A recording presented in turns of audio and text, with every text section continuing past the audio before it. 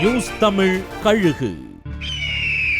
காங்கிரஸ் மேல முதலமைச்சர் ஏக கோபத்துல இருக்காராம். தாவேகா கூட காங்கிரஸ் நிர்வாகிகள் நடத்தின பேச்சுவார்த்தை பத்தின ஆதாரங்களை திமுக கையில வச்சிருக்கான்.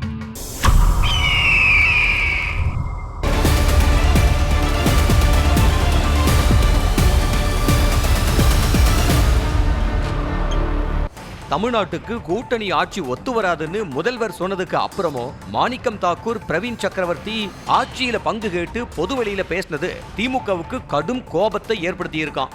இதுக்கெல்லாம் தீர்வு காண KC வேணுகோபால் சென்னை வந்தப்ப முதல்வரை பார்க்க அப்பாயின்மெண்ட் கேட்டாராம் செல்வ பெருந்தகை.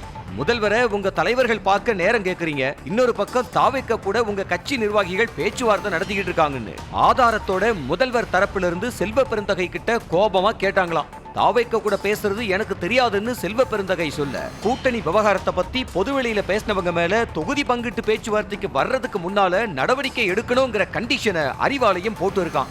அதோட வெளிப்பாடுதான் இனி கூட்டணியை பத்தி பொதுவெளியில பேசினா நடவடிக்கை பாயும்னு காங்கிரஸ்ல தீர்மானம் போட்டிருக்காங்களாம்.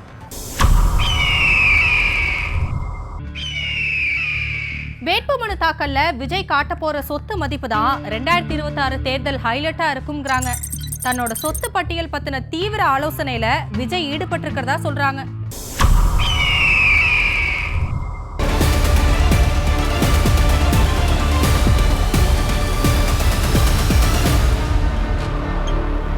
கட்சிக்காக விஜய் எப்படி செலவு செய்யறாரு, எங்கிருந்து பணம் வருதுங்கிறத மத்திய அரசு தீவிரமா கண்காணிக்குதான்.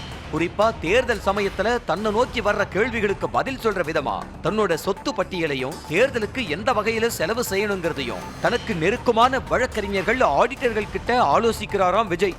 அதோட தொடர்ச்சியா சென்னை திருமங்கலத்துல விஜய்க்கு சொந்தமான 4 ஏக்கர் நிலத்தை ஒரு பிரபல பள்ளி பெரிய தொகைக்கு வாங்கி இருக்கான்.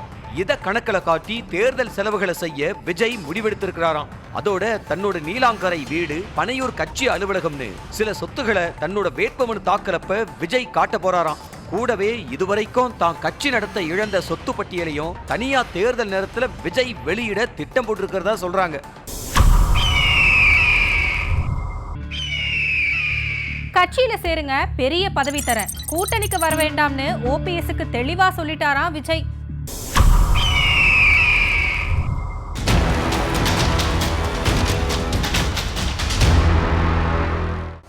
அதிமுகவில் சேர இனி வாய்ப்பில்லைன்னு தெரிஞ்ச உடனே தாவேக்க கூட்டணிக்கு போகலாம்னு OPS ஆதரவாளர்கள் முடிவெடுத்திருக்காங்களாம்.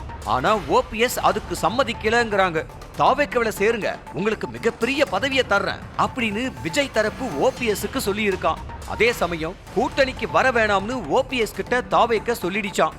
இந்த விவகாரத்துல முடிவெடுக்காம காலம் தாழ்த்தினதை பார்த்த OPSோட ஆதரவாளர்கள் இனியும் இவரை நம்பி பலன் இல்லைன்னு வேற வழிய பார்க்க ஆரம்பிச்சு பன்ருட்டி ராமச்சந்திரனை சந்திச்சு ஆலோசனை நடத்தினாங்களாம்.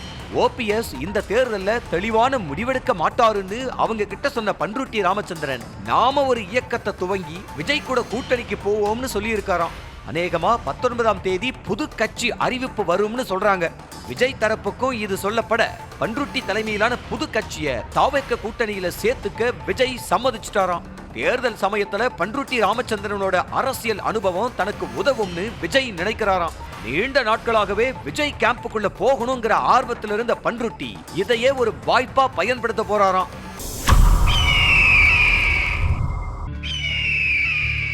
திருவாடனை தொகுதியில சுயேட்சையா நின்னு பலத்தை காட்ட போறாராம் OPS. எந்த கூட்டணிக்கு போற முடிவுல இல்லையா.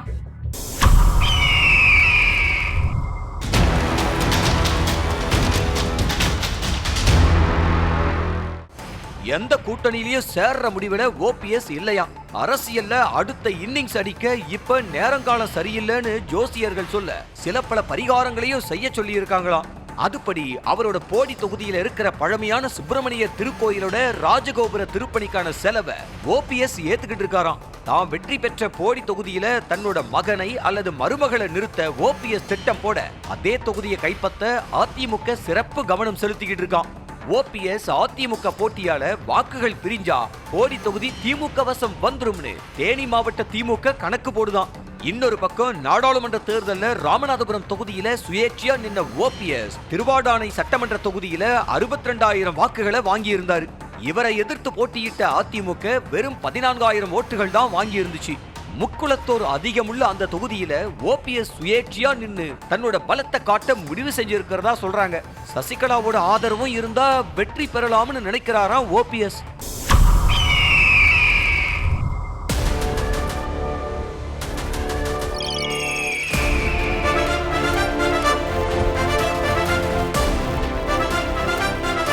நியூஸ் தமிழ் கழுகு.